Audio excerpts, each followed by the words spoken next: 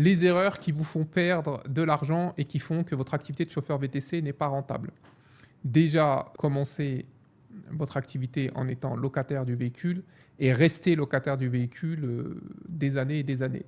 Dès que vous avez la possibilité de ne plus être locataire, achetez votre véhicule. Le loueur qui vous loue le véhicule, il réalise une marge.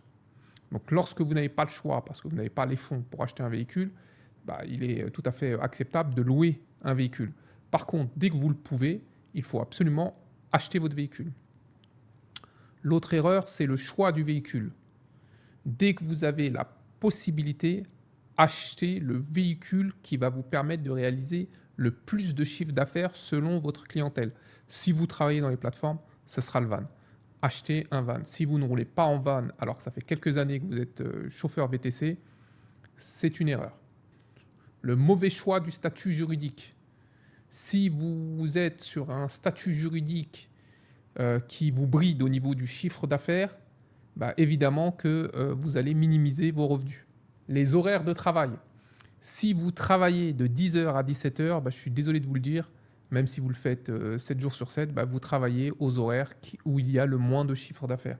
Donc vous bridez les revenus potentiels que vous auriez pu faire si vous avez choisi de meilleurs horaires, par exemple 5h du matin, 15h, ou alors 19h, 3h du matin, par exemple. Le fait de refuser vos courses, le fait de refuser trop de courses parce que vous estimez qu'elles ne sont pas intéressantes, bride énormément votre chiffre d'affaires. Déjà, vous reculez au niveau de l'algorithme, et de deux, le temps que vous refusiez les courses, vous n'êtes pas en train de faire de courses. Voilà, donc il vaut mieux faire des courses moins intéressantes que de ne rien faire, car le temps où vous ne travaillez pas, vous êtes assis dans votre véhicule stationné, c'est un temps où vous ne faites pas de chiffre d'affaires.